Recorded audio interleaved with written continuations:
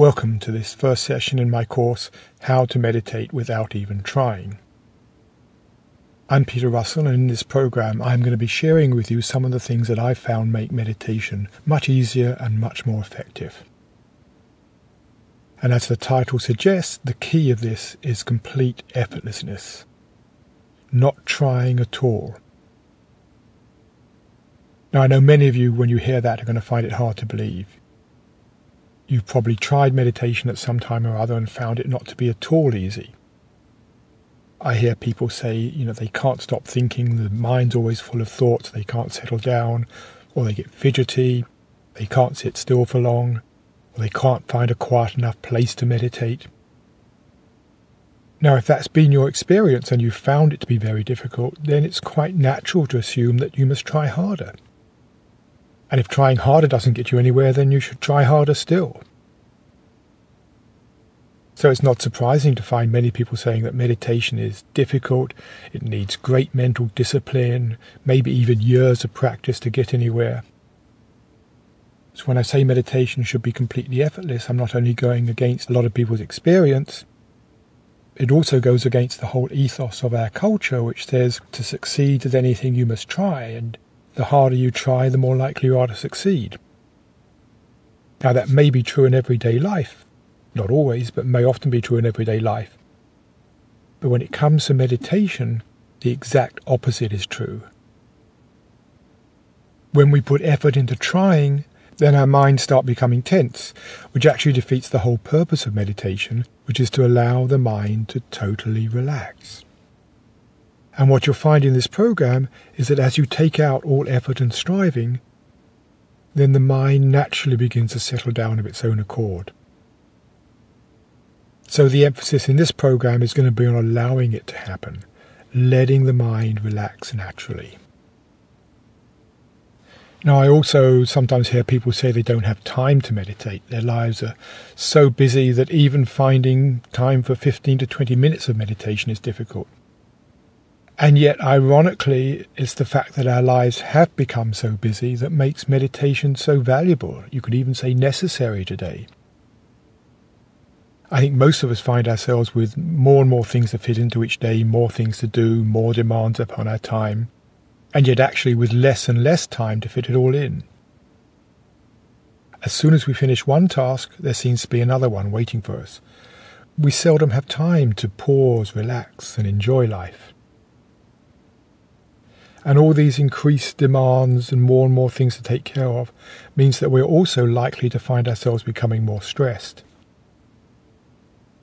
Now, I sometimes hear people say stress is a good thing, but what they probably mean is that pressure is a good thing. We all need a certain amount of pressure to motivate us, to get us to do things.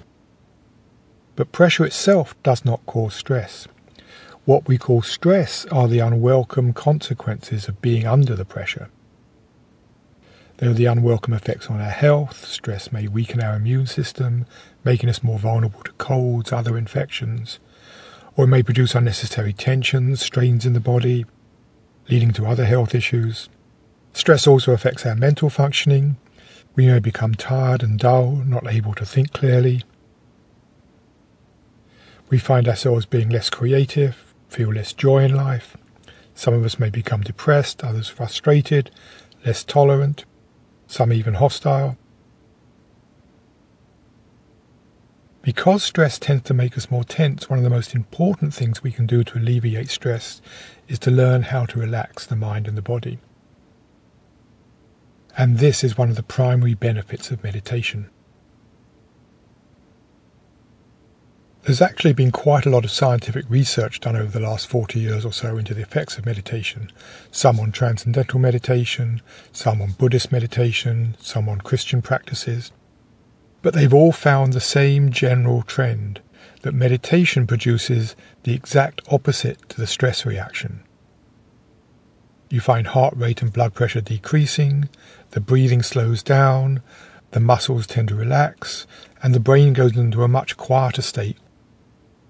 And not only is a quiet mind good for our bodies, it also enables us to think more clearly and creatively, and we can get more in touch with our feelings and intuitions, those faint feelings on the edge of our consciousness that we don't normally notice. we begin to become aware of them when the mind quietens down. So in this first lesson, I'll be teaching you a basic practice which we will be using as a foundation for what follows in the later lessons. It's basically a technique of allowing the mind to relax and return to the present moment. Now, in a sense, of course, we're always in the present moment. When we remember the past, the memory itself is happening in the present, the experience of the memory. And when we think about the future, the thought itself is still in the present moment. So when we talk about becoming more present, what we really mean is bringing the attention back to our experience of the present moment, rather than being lost in some thought about the past or future. Now, what happens in everyday life is that one thought follows another, often with hardly a pause. We may be thinking about what a person just said, which reminds us we need to buy something when we next go shopping, which takes us back to an experience when we were last in that store, which triggers a thought about something else, and so it goes on. Our days can become filled with just an endless trail of mental associations, each one leading to another, leading to another. The essential difference with meditation is that we don't follow the thoughts that come into our minds. You will certainly find many, many thoughts coming in, but when they do, we don't pay them too much attention. When we realize we've been thinking, we simply bring our awareness back to the present in a very easy and effortless way. We'll not be trying to have any particular type of experience or achieve any special state of consciousness. We'll just be bringing our attention back to our experience in the moment.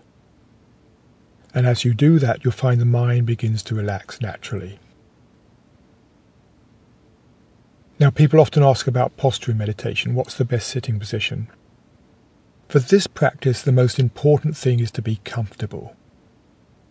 Sitting in a chair is fine, but if you do, make sure your back is supported. Or if you're comfortable sitting cross-legged on the floor or in some other meditation position, that's okay too. The important thing is your posture doesn't create any additional strain or tension. But lying down is not encouraged. You're likely to feel dozy, and if you're tired, you may find yourself drifting off to sleep.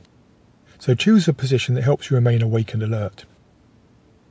But if you do at times find yourself beginning to doze off, the mind going into that dreamy state that comes before you fall asleep, then just try opening your eyes a little for a few seconds, maybe just enough to see the floor in front of you. That's usually sufficient to bring you back to full wakefulness.